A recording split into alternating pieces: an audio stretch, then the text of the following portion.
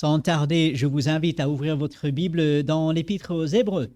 La lettre aux Hébreux, chapitre 10, ce matin. Pendant quelques minutes, dans cette belle lettre, alors, je rappelle épître, c'est tout simplement un mot qui veut dire lettre. Donc quand vous voyez épître, pensez lettre, tout simplement. On ne sait pas qui l'a écrit. On en a parlé tout au début de cette étude. Plusieurs personnes qui auraient pu écrire cette lettre. Mais l'auteur suprême, c'est le Saint-Esprit, n'est-ce pas? C'est Dieu lui-même. Et parce que ça vient de Dieu, ça veut dire que c'est important. Et c'est important malgré toutes les références à l'Ancien Testament. On en aura de nouveau dans cette première partie de ce chapitre 10. C'est important malgré tous les sacrifices auxquels on fait allusion. Aujourd'hui, on ne fait pas de sacrifices et heureusement. Alors pourquoi en parler? Parce que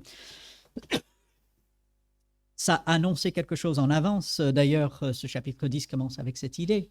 Et donc, Dieu, dans sa sagesse et dans sa bonté, nous a donné ce chapitre 10. Et si vous êtes avec moi, dans Hébreux, chapitre 10, nous allons lire les 18 premiers versets. Alors, un passage un peu plus long, mais suivez avec moi.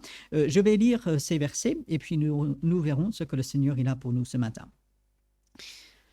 En effet, la loi qui possède une ombre des biens à venir et non l'exacte représentation des choses ne peut jamais, par les mêmes sacrifices qu'on offre perpétuellement chaque année, emmener les assistants à la perfection. Autrement, n'aurait-on pas cessé de les offrir, puisque ceux qui rendent ce culte, étant une fois purifiés, n'auraient plus eu aucune conscience de leurs péchés. Mais le souvenir des péchés est renouvelé chaque année par ces sacrifices, car il est impossible que le sang des taureaux et des boucs ôte les péchés. C'est pourquoi Christ, entrant dans le monde, dit « Tu n'as voulu ni sacrifice ni offrande, mais tu m'as formé un corps. Tu n'as agréé ni holocauste, ni sacrifice pour le péché. Alors j'ai dit, voici, je viens. Dans le rouleau du livre, il est question de moi pour faire, ô Dieu, ta volonté. Après avoir dit d'abord, tu n'as voulu et tu n'as agréé ni sacrifice ni offrande, ni holocauste, ni sacrifice pour le péché, ce qu'on offre selon la loi. Il dit ensuite, voici, je viens pour faire ta volonté. Il supprime ainsi la première chose pour établir la seconde. C'est en vertu de cette volonté que nous sommes sanctifiés par l'offrande du corps de Jésus-Christ une fois pour toutes. Et tandis que tout sacrificateur fait chaque jour le service et offre souvent les mêmes sacrifices qui ne peuvent jamais ôter les péchés, lui, donc Jésus-Christ, après avoir offert un seul sacrifice pour les péchés, s'est assis pour toujours à la droite de Dieu. Il attend désormais que ses ennemis soient devenus son marchepied, car par une seule offrande, il a emmené à la perfection pour toujours ceux qui sont sanctifiés.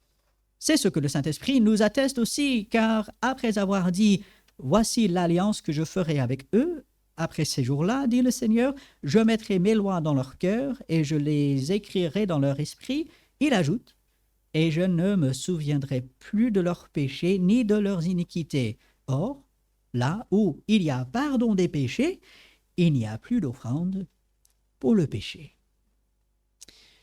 Que Dieu bénisse sa parole et qu'il l'utilise dans notre vie. L'auteur de cette lettre va utiliser des mots forts, des mots catégoriques. Alors, moi, je dis souvent, et vous avez sûrement entendu, il ne faut jamais dire jamais, n'est-ce pas?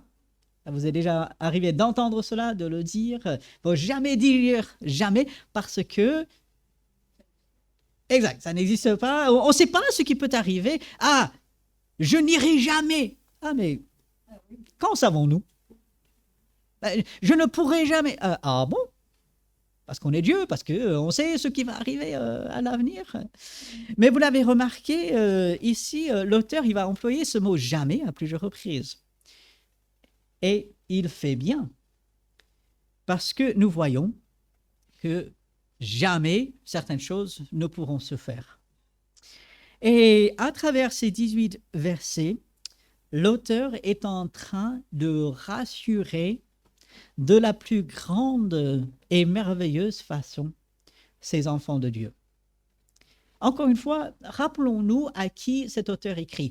Il écrit principalement à des Juifs qui connaissaient bien la loi, qui avaient pratiqué la loi telle que ça avait été donné par Dieu sur le mont Sinaï, dans le livre d'Exode, qui, à travers toute leur histoire, avaient cherché à être agréables à Dieu, à travers des sacrifices, à travers, entre guillemets, toutes les bonnes œuvres.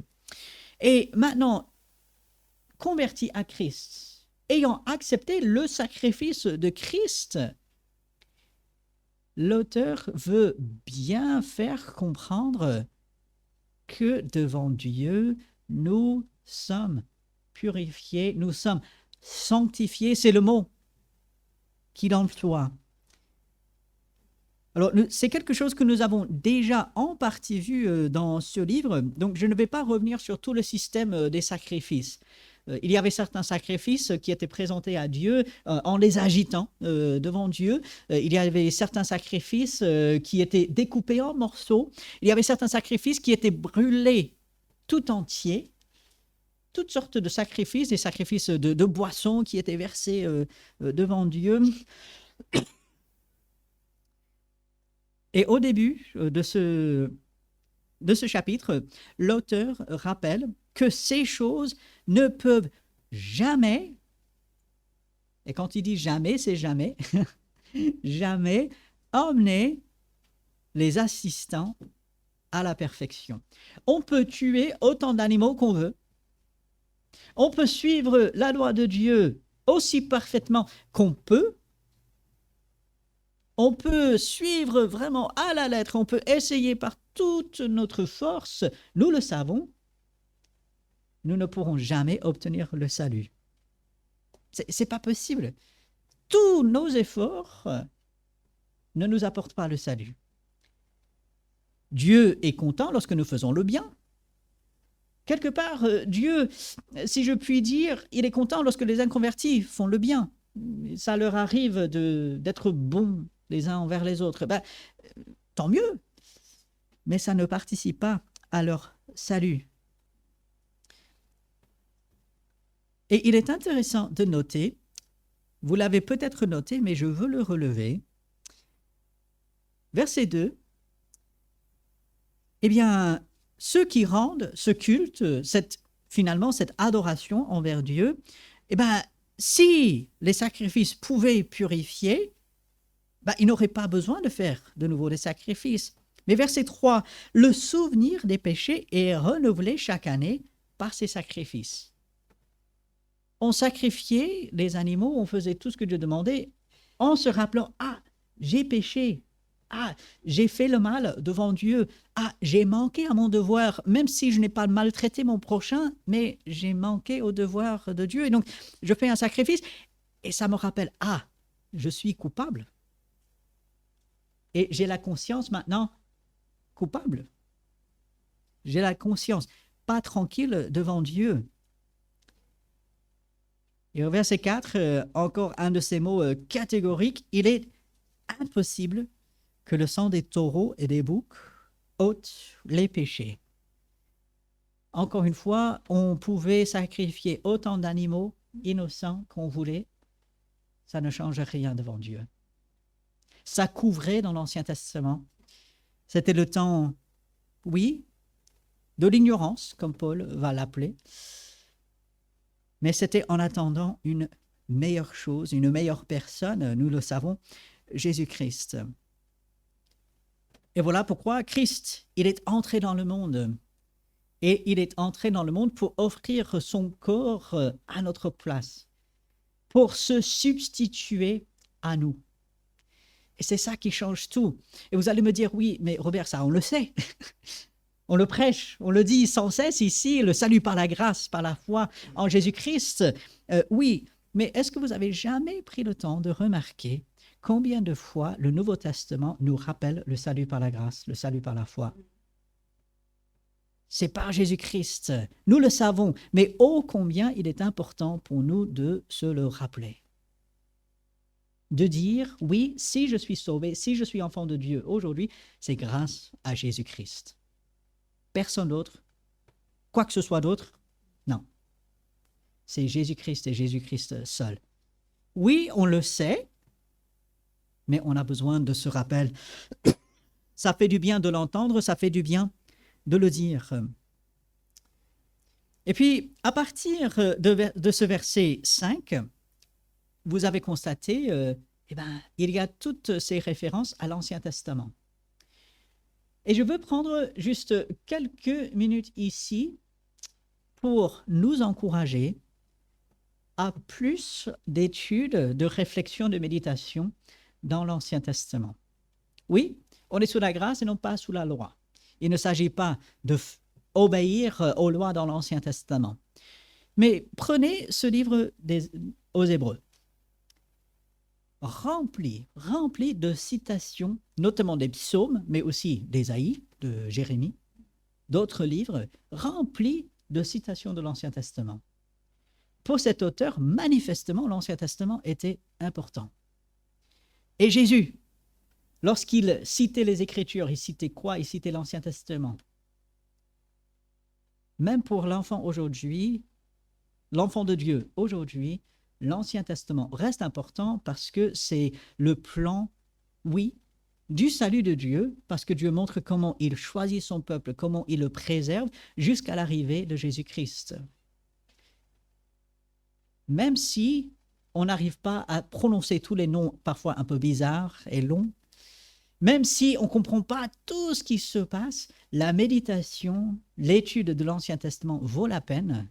C'est une grande partie de la Bible et ne doit en aucun cas être négligée. Alors, je ferme la parenthèse. L'Ancien Testament est important. Ne négligeons pas sa lecture et sa méditation. Je reviens ici. L'auteur s'appuie sur des versets dans les psaumes, notamment, pour montrer que Jésus est venu dans un but. C'était, oui, de faire la volonté de Dieu. À la fin de verset 7, regardez. En parlant de Jésus-Christ, oui, je viens pour faire, ô Dieu, ta volonté. À la fin de verset 9, voici, je viens pour faire ta volonté. Lorsque nous avons Jésus-Christ comme modèle, lorsque nous regardons à Christ, nous nous appelons chrétiens, petits Christ, disciples, ceux qui suivent Christ. Jésus a fait la volonté de Dieu. Et moi, aujourd'hui, quel que soit mon âge, quelle que soit ma situation, est-ce que je fais la volonté de Dieu? Oui, mais la parole de Dieu. Jésus est venu pour faire la volonté de Dieu. Personne ici, j'espère, ne remettra ça en question. Et moi, enfant de Dieu, qu'est-ce que je suis censé faire? La volonté de Dieu. Et vous allez me dire, mais Robert, quelle est la volonté de Dieu? Vous l'avez devant les yeux. On parle souvent de chercher la volonté de Dieu. Ah, il faut chercher la volonté de Dieu. Comme si Dieu joue à cache-cache avec sa volonté. J'ai vraiment l'impression parfois, parmi les enfants de Dieu, qu'on pense que Dieu joue à cache-cache avec sa volonté. Et c'est à la limite presque qu'il ne veut pas qu'on la comprenne et qu'elle est toujours un tout petit peu plus loin. Et si on comprenait seulement quelques petites choses, là, on saurait la volonté de Dieu et là, tout serait révélé. C'est faux. La volonté de Dieu, elle est dans sa parole. Dieu, dans sa volonté, veut que chacun soit sauvé. Est-ce que je suis sauvé aujourd'hui? Est-ce que je suis enfant de Dieu aujourd'hui? Si je ne le suis pas, je suis en dehors de la volonté de Dieu. C'est triste. Et ça peut changer aujourd'hui. Aujourd'hui, c'est le jour du salut. Mais si je ne suis pas enfant de Dieu aujourd'hui, je suis en dehors de la volonté de Dieu et c'est la première chose que je dois régler. Aussi, il est clairement marqué dans la première épître aux Thessaloniciens que Dieu veut notre sanctification. Ce que Dieu veut, c'est votre sanctification. Est-ce que je marche en sanctification? Est-ce que je marche avec le Seigneur aujourd'hui? Dieu veut que nous soyons remplis du Saint-Esprit. Si je suis enfant de Dieu, j'ai le Saint-Esprit, mais est-ce que je le laisse prendre toute la place dans ma vie? Déjà, 3 choses qui sont clairement la volonté de Dieu, qui se trouve dans la parole de Dieu. Commençons par cela. Et puis, Dieu, alors qu'on est obéissant, alors qu'on est dans sa volonté, il nous dirigera pas à pas. Jésus, lorsqu'il est venu dans le monde, son but, c'était de faire la volonté de Dieu. Mon but dans le monde doit être de faire la volonté de Dieu, en commençant par le salut, et ensuite, avec cette sanctification, ensuite avancer avec le Seigneur. Est-ce que je garde cela comme priorité dans ma vie? Le monde va me dire « Ah, c'est ta volonté qui compte ». Le monde va dire « Ah, ceci, cela ». Si je suis enfant de Dieu, mon but doit être de faire la volonté de Dieu. Ensuite, Jésus est venu, c'était dans le plan de Dieu, il est mort, nous avons parlé de cela il y a quelques semaines, il est ressuscité, gloire à Dieu, ça nous en avons parlé la semaine dernière, et regardez, verset 12, lui, après avoir offert un seul sacrifice pour les péchés, s'est assis pour toujours à la droite de Dieu. Il attend désormais que ses ennemis soient devenus son marchepied. Alors, le marchepied, ce repose-pied, c'est là où on pose les pieds parce que on a fini le travail, parce qu'on est en repos. Et c'est un peu une place, on va dire, méprisante. Ça montre l'autorité de Jésus, surtout, même sur ses ennemis. Et qu'est-ce que cela nous montre? Cela nous montre que Jésus n'a pas terminé son travail. Oui, il a vécu une vie parfaite. Il est mort sur la croix, il est ressuscité, il est monté au ciel. Mais Jésus n'a pas terminé son travail. Parfois, là aussi, nous pouvons avoir l'impression que Jésus, il part, il remonte au ciel, il donne le Saint-Esprit, ok, d'accord, mais finalement, ça m'incombe, c'est ma responsabilité de me battre, d'avancer, de faire tout en mon pouvoir, par mes forces, aujourd'hui, pour vivre la vie que Dieu veut, parce que Jésus, il est dans le ciel, il m'attend un jour pour être avec lui. Il dit, je vais vous préparer une place. Quand elle sera prête, je reviens vous chercher. Comme ça, vous serez avec moi pour toujours. Ça, c'est merveilleux. Mais en attendant, Jésus continue son travail en nous et à travers nous. Et le travail n'est pas terminé. On a encore une perspective pour l'avenir. Jésus sait que tout sera remis à sa bonne place et tout sera parfait un jour. C'est loin d'être le cas aujourd'hui, n'est-ce pas? Il suffit d'allumer votre téléphone portable, de regarder les infos, allumer la télé, recevoir les infos comme vous voulez, alors jusqu'au pigeon voyageur. Et là, vous allez vous rendre compte combien ce monde, il va mal. Je n'ai pas besoin de vous le dire. Tout n'est pas à sa place aujourd'hui. Mais un jour, cela vient, et c'est à cause de Jésus-Christ. Gloire à Dieu. Et puis verset 16, bien sûr, nous avons la vie de Jésus, nous avons le Saint-Esprit, et puis regardez, voici l'alliance que je ferai avec eux. Alors, encore une citation de l'Ancien Testament, cette fois-ci de Jérémie. Après ces jours-là, dit le Seigneur, je mettrai mes lois dans leur cœur, je les écrirai dans leur esprit. Nous avons la parole de Dieu que nous pouvons mémoriser, méditer, que nous pouvons lire, que nous pouvons vivre. Cette loi dans le cœur, ça va au-delà d'une connaissance. Ah, je sais tel ou tel verset. J'ai appris le verset à mémoriser cette semaine. Okay? Qui se souvient quel verset c'était?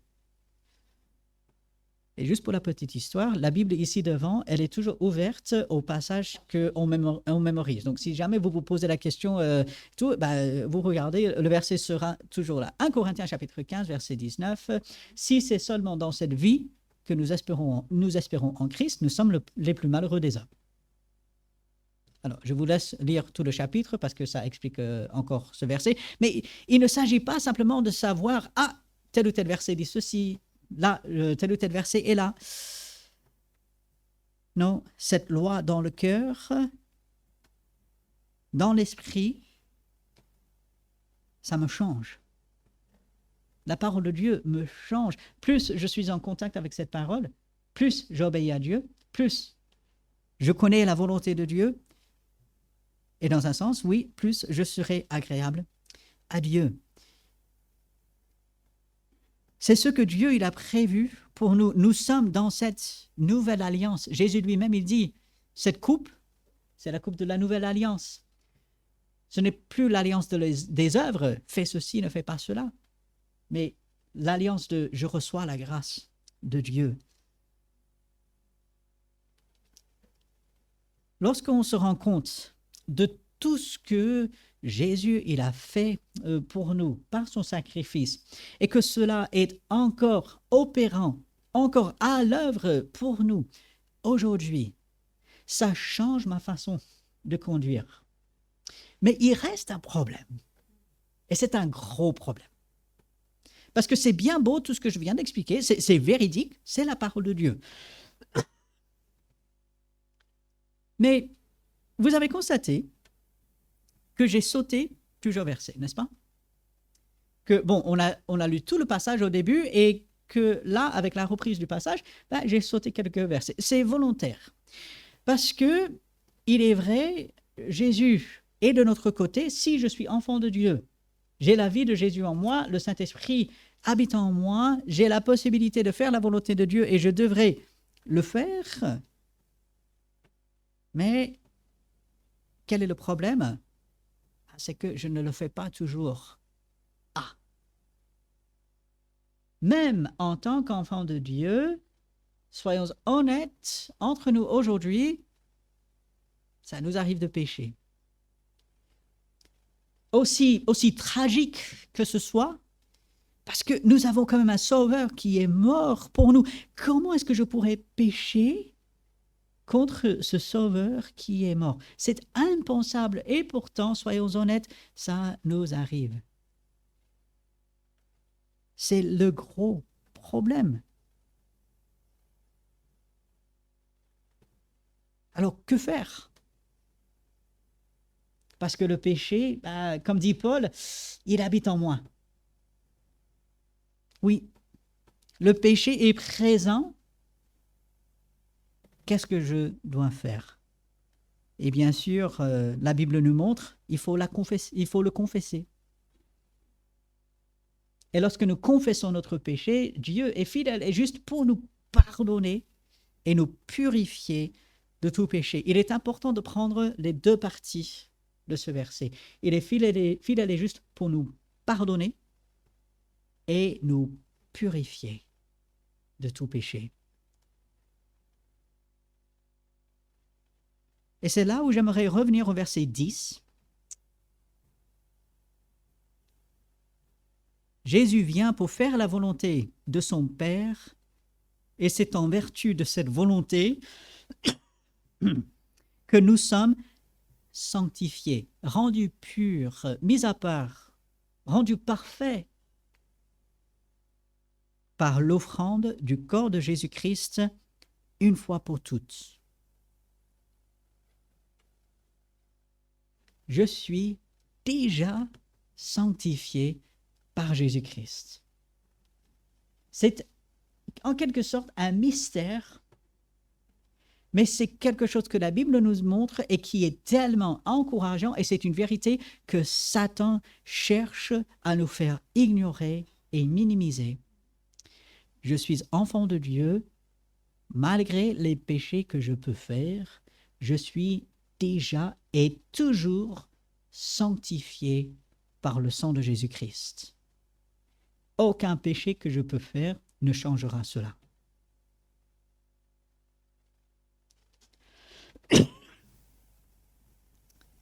Lorsque je comprends cela, à chaque fois que ça m'arrive de pécher et que Dieu me le porte à la connaissance, que je dis « Ah oui, Seigneur, j'ai failli, j'ai mal agi, j'ai mal parlé, j'ai mal pensé », je porte au Seigneur et j'obtiens immédiatement le pardon, la restauration, la purification. Immédiatement.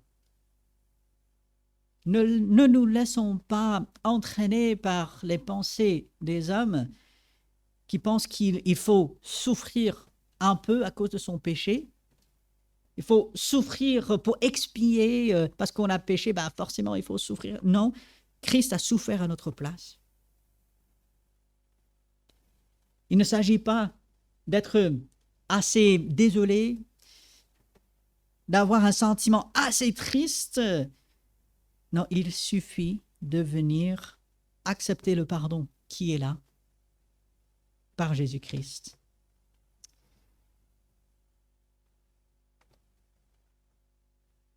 Oui, en raison de l'obéissance de Jésus-Christ, parce qu'il a été totalement obéissant à la volonté de son Père jusqu'à la mort sur la croix, nous sommes sanctifiés, lavés, purifiés aujourd'hui. Et au verset 17, se rappelle « Je ne me souviendrai plus de leurs péchés ni de leurs iniquités ». C'est expliqué de manière imagée dans les psaumes. Aussi loin que l'Orient est de l'Occident, aussi loin j'ai éloigné vos péchés de moi. Où sont nos péchés? Dieu dit aussi, si je me souviens bien, c'est dans Ésaïe, « Je les ai jetés dans l'abîme, au fond de la mer. Je les ai éloignés de moi. » Le fardeau que cela enlève. Mes péchés devant Dieu n'existent plus. Mais c'est impossible. Ce qui est impossible aux hommes est possible à Dieu. Moi, je n'aurais jamais pu faire cela. Je ne peux pas jeter mes péchés assez loin. Je peux essayer de les éloigner par toutes sortes de distractions, mais je ne peux jamais les éloigner assez. C'est Dieu qui les éloigne, et si Dieu les éloigne, pourquoi moi je les ramènerai? Pourquoi est-ce que moi j'irai chercher quelque chose que Dieu, lui, il a éloigné? Parfois, on se demande comment avoir la conscience tranquille. Paul, il parle d'avoir une conscience tranquille devant Dieu et devant les hommes. Mais il était quand même quelqu'un qui avait fait des choses horribles. Et pourtant, il avait la conscience tranquille. Comment? Parce qu'il savait il était pardonné, purifié par Dieu, et que ses péchés avaient été enlevés, effacés. J'ai déjà fait référence, je pense, à ce chant. Je ne sais pas s'il a été traduit en français, mais le refrain qui dit « De quel péché parles-tu » C'est Dieu qui parle à quelqu'un. « Je ne m'en souviens plus. » Et puis ça raconte « Je les ai éloignés. » On est devant Dieu et parfois, on a le sentiment de culpabilité. On a des péchés qu'on a déjà confessé à Dieu, mais qu'on porte encore. Et on vient devant Dieu, et Dieu dit, mais de quoi parles-tu? Ça n'existe plus.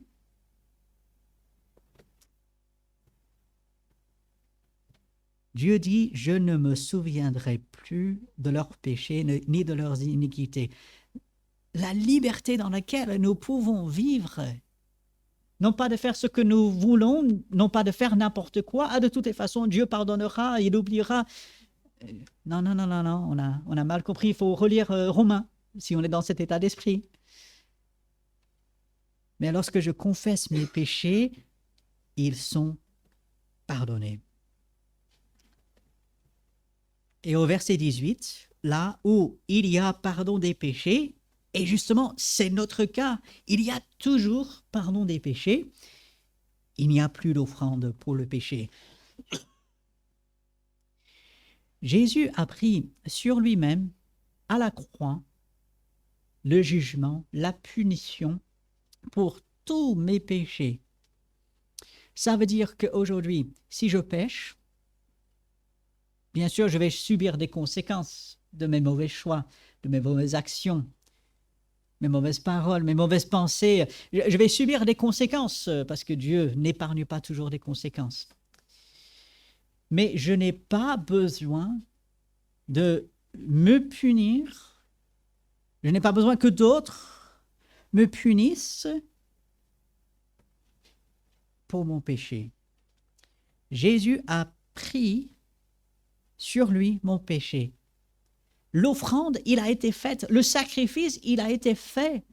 Je n'ai pas besoin de le faire. Je n'avais pas besoin de le faire pour devenir enfant de Dieu. Et maintenant que je suis enfant de Dieu, je n'ai pas besoin de le faire.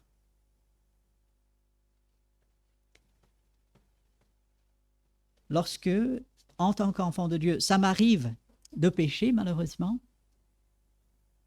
on ne peut pas rester indifférent. On a quand même une conscience, on connaît la parole de Dieu, on connaît notre Dieu qui est plein d'amour et on se sent mal. Ça, c'est normal. Ça doit nous diriger vers Dieu. Dieu, je te demande pardon et je reçois ton pardon, ta purification. Et ça fait que maintenant, je peux vivre comme n'ayant jamais fait ce péché. Oui, mais Robert, je l'ai fait. J'ai fait ceci ou cela, c'est une réalité. Ça, je ne peux pas l'oublier. C'est vrai. Mais je ne peux pas oublier non plus que Jésus a pris sur lui mon péché à la croix. Je ne peux pas oublier que Jésus a payé pour ce péché précis et qu'il a enlevé. Je peux oublier toutes sortes de choses, et ça nous arrive. Mais je ne dois jamais oublier que Jésus, chaque péché, il a pris sur la croix. Et je suis purifié, pardonné, sanctifié aujourd'hui. Et cela libère, ça enlève le fardeau de nos épaules. Lorsque je pêche, la seule chose que j'ai à faire, c'est d'aller vers Dieu, demander pardon. Ensuite, bien sûr, s'il faut faire réparation avec quelqu'un à qui j'ai fait tort, bien sûr, ça c'est normal, et Dieu veut cela. Mais devant Dieu, je suis pardonné. Et c'est ça qui me donne une conscience tranquille. Si on pense que la conscience tranquille est impossible, il faut revenir à ce passage. Parce que ce qui est impossible, c'est que nos œuvres, aussi bonnes qu'elles soient, nos sacrifices, même en tant qu'enfants de Dieu, aussi grands qu'ils soient, tout ce que nous pouvons faire, même en tant qu'enfants de Dieu, ne peut pas nous donner la conscience tranquille. Ce qui nous donne la conscience tranquille, c'est le sang de Jésus-Christ, c'est la demande de pardon. Saisir cela. Dieu dit, moi je ne m'en souviens plus. J'ai choisi de mettre ça derrière moi, jeter au fond de l'océan, et ainsi, il n'y a plus rien entre moi et toi. Quelle grâce, quelle merveille que Dieu traite comme cela avec nous.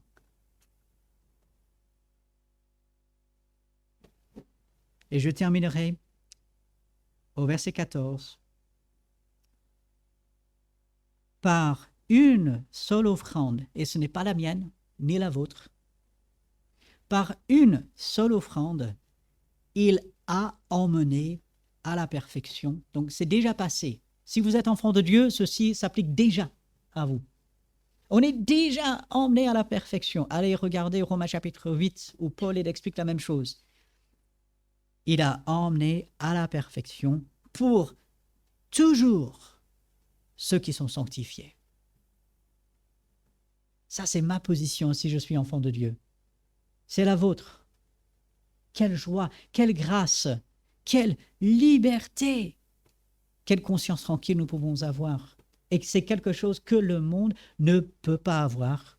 Le monde se divertit, le monde court à droite et à gauche, mais le monde n'a pas la conscience tranquille parce que la question du péché n'est pas réglée. Je suis enfant de Dieu, la question du péché est réglée. Alors, vivons cette réalité. Vivons comme vainqueurs en Jésus-Christ. Vivons cette réalité devant le monde pour leur montrer, oui, c'est possible. Ce qui est impossible aux hommes, ce qui est impossible aux bonnes œuvres, possible en Jésus-Christ. Gloire à Dieu, à lui pour cela. Et ensuite, petit aperçu de la semaine prochaine, la suite de ce chapitre nous montre cette vie avec le Seigneur, ce que cela doit produire. Parce que nous avons la conscience tranquille, parce que nous savons que l'œuvre de Dieu n'est pas terminée, parce que nous savons que nous allons vers un but, ça produit un ensemble de choses qui doivent se vivre dans l'assemblée. Et ça, vous revenez la semaine prochaine pour cela. Mais en attendant, aujourd'hui, par Jésus-Christ, j'ai la conscience tranquille. Vivons cette réalité, allons vers lui et toujours demandons son aide, comme nous faisons chaque semaine, et j'espère que c'est tout au long de la semaine qu'on le fait, mais ce matin particulièrement, nous allons passer quelques instants dans une prière silencieuse pour demander l'aide de Dieu, impossible par nous-mêmes, mais possible avec son aide, et on va la demander quelques instants de silence dans la prière. Notre grand Dieu, nous te remercions pour la vie nouvelle en Jésus-Christ et pour le pardon, l'effacement de nos péchés que nous obtenons avec Jésus-Christ. Merci que ce qui est impossible au sacrifice d'animaux, ce qui est impossible aux bonnes œuvres que nous pourrions faire, est possible avec toi.